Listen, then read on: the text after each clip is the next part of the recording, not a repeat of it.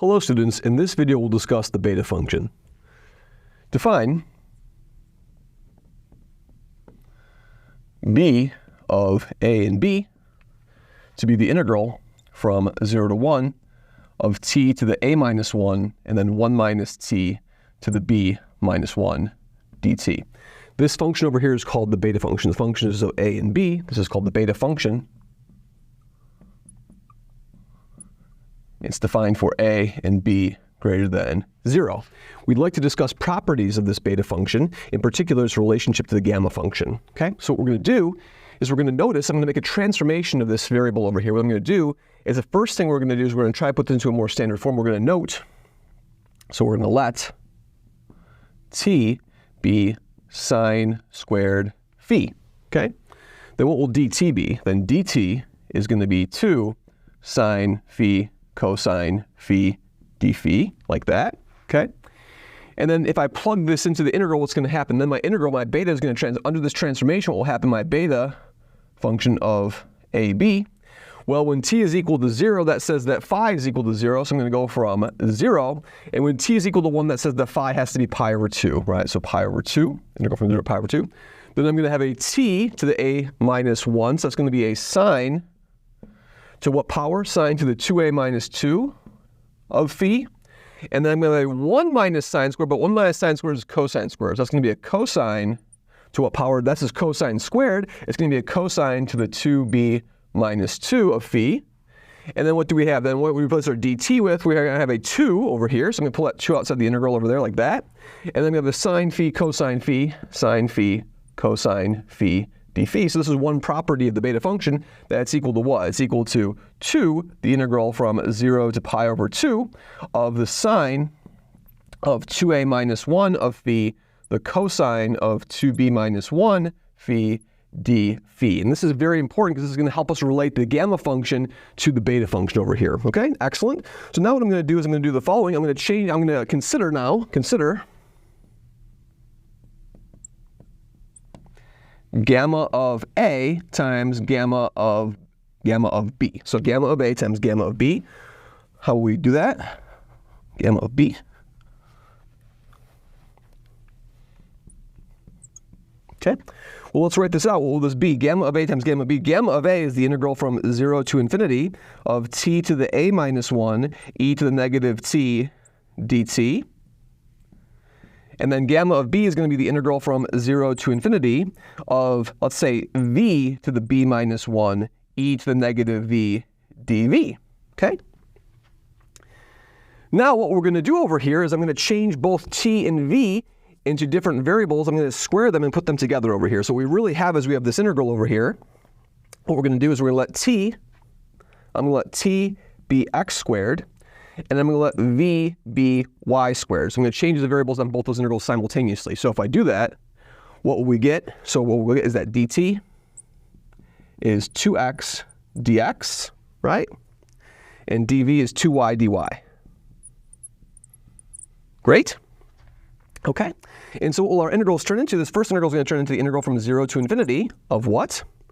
Of t, so that's going to be an x to the 2a minus 1. So that's going to be an x to the 2a minus 2, right? So x to the 2a minus 2. Then I'm going to have an e to the negative x squared, e to the negative x squared. That's what t is. And then dt, so I'm going to get a 2, and I'm going to get an x dx. So x dx, okay? And so what we'll see over here is that's going to turn into, of course, an a minus 1. Of course, the same thing for y. What we'll get for y is we're going to get this integral over here. We're going to get a 2, the integral from 0 to infinity of what? We'll have a y to the 2b minus 2, e to the negative y squared, and a y dy. So if I multiply gamma of a and gamma of b together and put everything together, what this becomes is the following.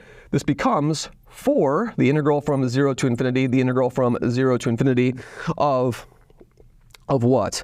Of x to the 2a minus 1, y to the 2b minus 1, and then e to the negative x squared, e to the negative x squared plus y squared, and then we'll have a dx dy.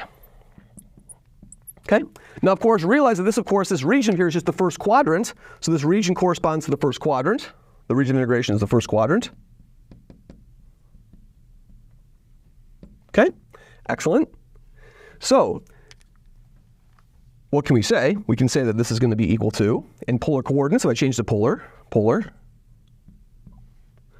this is going to be 4. Then my radius goes from 0 to infinity, and my angle goes between what? My angle goes between 0, in the first quadrant, between 0 and pi over 2. So 0 pi over 2, integral from 0 to infinity of what? Of x to the 2a minus 1. That's going to be a cosine. I'm going to call that variable over there theta, to the what? Cosine to the 2a minus 1 of theta. And then what? And then sine to the what? To the 2b minus 1 theta. Great. And then e to the negative r squared. And of course, there's r's over here too. So we're missing an r to the a minus 1 and r to the b minus 1. So it's going to be an r to the a 2a minus 1, r to the 2b minus 1. Okay? And then what? And then e to the negative r squared, then r dr d theta. Great. Okay? Now we're going to isolate this r integral over here and see what we get. So let's look at what the r integrals give us. So if you just isolate the r integral, what we're going to see is this. We're going to have 4 copies of what? We're going to have 4 copies of the integral from 0 to pi over 2. And we can rectangular separate this because these are just functions of theta times the function of r. So this integral, then we have a cosine to the 2a minus 1 theta sine to the 2b minus 1 theta d theta times what integral over here? Times the integral from 0 to infinity of what? Of r to what power? R to the 2a plus 2b minus 1 e to the negative r squared dr, okay? And so what we can do over here is I can make a change of variables over here as well. What we're going to see is we can note that I can relate this function over here to the gamma function. Now this over here is exactly what? This over here is exactly, I have 2 of these things, so if 2 of these things gives me this, what we're going to do over here is let's do the following. Let's let u be just r squared. Then du is 2r dr, right? And so what will this integral over here turn into? This integral over here is going to turn into the following. This integral, the second integral, is going to be the integral from 0 to infinity, okay? Then I have a r squared. Well, this is going to be a what? This is, and so I have an extra r over here. So this r, if I put an r over here, I can replace it with a u. So what this is going to turn into is this is going to turn into a u to the a plus b minus 1. And then what? Then e to the negative u du. And then, of course, so let's make sure everything works over here. So that's going to turn to e negative u. Then what can I replace dr with? I can replace dr with a du over r to the negative 1. So that makes perfect sense. So I get my extra factor of r over there. And then again, extra factor of 2 over here. So this is going to turn into this thing over here. So this is going to be this. That's what that integral is going to turn into with a factor of 2. And so I'm going to have a 2. This is going to be 2 with extra factor. So 2. Then the integral from 0 to pi over 2 cosine 2a minus 1 theta sine 2b minus 1 theta d theta. Now this integral over here is exactly what? This integral over here is exactly my beta of alpha and beta. And this thing over here is, of course, gamma of AB. So this down thing over here is gamma of A plus B. So we've just shown that beta, we've just shown that gamma of A times gamma of B is beta of AB times gamma of A plus B. So we have the following relationship. We've now shown that this beta function satisfies the following property, that beta of AB is really what? Is really gamma of A times gamma of B. So it's gamma of A times gamma of B over gamma of A plus B. And so now I've related the gamma function to the beta function, and this formula is very useful in probability theory, and we'll see that in further videos. Thank you very much.